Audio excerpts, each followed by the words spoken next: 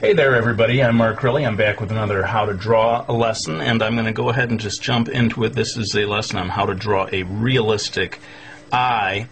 I'm going in with my black Prismacolor to make the upper eyelid, and let me just say in general that if you want to draw a realistic eye or realistic anything, you really owe it to yourself to draw from life, or at least look at photo reference, which is what I did for preparation on this video. So the eye shape, fortunately, is very much the way we imagine it. You know, this sort of, I don't know, almost like seed shape, at least right along the edge of the eye itself. Of course, everyone knows that there's this sort of section here on the inside of each eye that comes out, and you know, different eyes have different sizes and shapes of this area over here. So you know, the reference that I looked at gave me this kind of a shape, but you may look at something different or look at your own eye and find that it's shaped differently. In any case, there seems to be maybe one or two little sections if you want to get hyper detailed over here in this area. Now that I've got that section done, I'm going to go ahead and get to the eye itself, and this, again, it's, you know, more or less a perfect circle. So if you don't trust your own circle drawing skills, you may want to trace around a quarter or something, who knows, to get that perfect shape. You know, I don't think there's anything really all that wrong with getting some help from you know, a ruler when you need a straight line, or you know, a cup or something when you need a perfect circle. Anyway, I've kind of got that section in place, and for the pupil, I'm thinking that it's about 1/4 or 1/5 the width of the iris. Again, a perfect circle to whatever degree you're able to do it.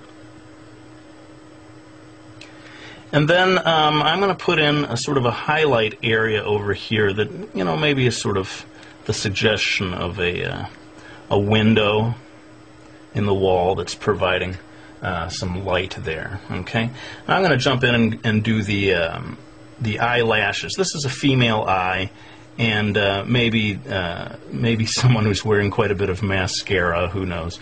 So I'm going to go ahead and give a nice thick, dark, full eyelash area over here. This kind of thing, you know, I can't obviously go line by line and tell you how to do it. It's practice makes perfect, I guess. But again, looking at different reference, looking at different eyes, you're going to see all kinds of different ways of doing the eyelashes. And the only thing is that at the bottom, you want to create a little bit of a separation between the eyelash area and the actual, you know, flesh of where the eyelid meets the eye. This is that line. The second line down here is where the eyelashes are going to come out, and they start quite thin, you know, down over here on this section, and as they go along they get thicker and thicker, at least in the reference that I was looking at. And having got that section done, we've kind of got the basic shape in place, with the basic guidelines for the eye itself.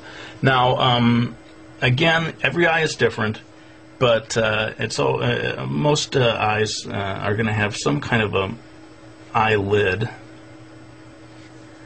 and this one that I looked at for reference had quite a, I guess you'd call a heavy eyelid, which means that the line of the eyelid is pretty distant from the line of the eyelash. Again, looking at different things, look at your own eye, you may find that that line is a lot closer. And in some Asian eyes, there's almost no line at all of eyelashes. This is not so much a video about drawing the eyebrows, so forgive me, I'm just going to drop in really quickly a suggestion of an eyebrow here without talking about it too much. Now I'm going to zoom in right now to what I feel is the absolutely most important part of this lesson, and that is the iris. And I want you to really see the details of what I do here. So pardon me while I zoom in.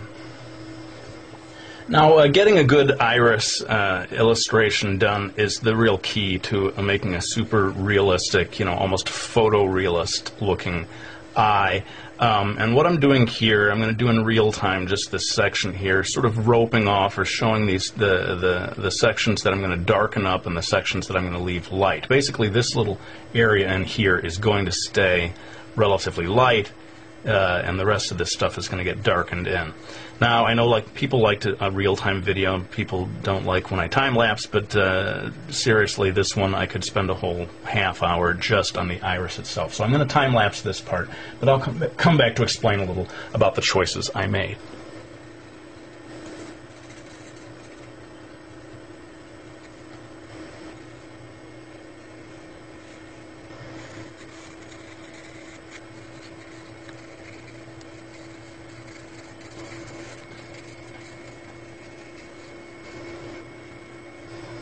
Alright, so you can see where the key to getting a nice shiny looking eye is getting this nice window shaped highlight, although it doesn't have to be window shaped, it could be sort of circular or any number of shapes, but make sure that you keep it nice and white and that you darken the area near the highlight, and that helps it pop and makes the whole thing look shinier. And you saw that I spent a fair amount of time adjusting the different shades here. There's a band area here near the pupil that's a certain thickness. There's a whitish area down here, and then again, in certain types of eyes, every eye is different, you get the very darkest band of color right around the very edge.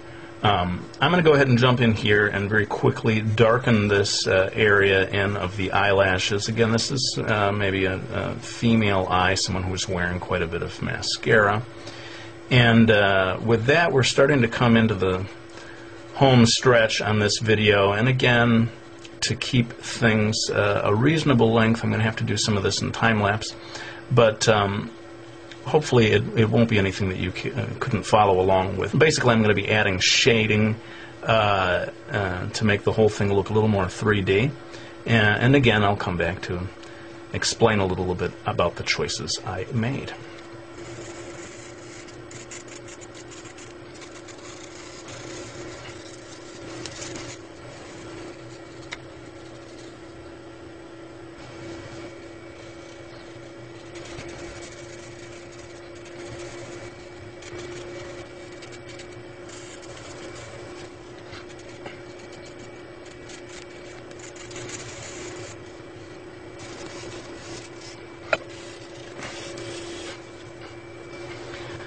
Okay, well, this is pretty much it then. We have put in all of the shading, and, as you can see, with anything that's, kind of going for photorealism here, you just need to take your time. You just got to be patient and keep working at it and keep slowly building it up. That's why I pretty much had to time-lapse through a lot of the stuff on this video. Those are the requirements of doing something truly realistic. And in many ways, if this is the kind of art style that you want to do, the most important thing that you need to learn is patience. You can draw almost anything so long as you're willing to commit the time to it. So that's pretty much it for this video. I hope you found it useful, and if you want to see me do more realistic stuff like this, by all means, let me know. I'd be happy to do a whole series of videos like this. This is, of course, what I was trained to do in my youth. If you are able to draw like this, I think it does help you to draw in any other style even better. Or to, just bring something extra to it, whether it's the manga style or even just a cartoony style. If you know how to draw this way, you're going to be able to draw in any style at a higher level. I think it's safe to say. Well, let's go ahead and put the pencil down. I hope you all enjoyed watching this video. I won't show the cover of the book, but I do want to thank people for buying my Miki Falls series or any of my books. I really do appreciate your support. It means so much, and it does allow me to keep doing these videos. Thanks for watching. I'll go ahead and end this one with my usual promise that I'm going to be back with another one real soon.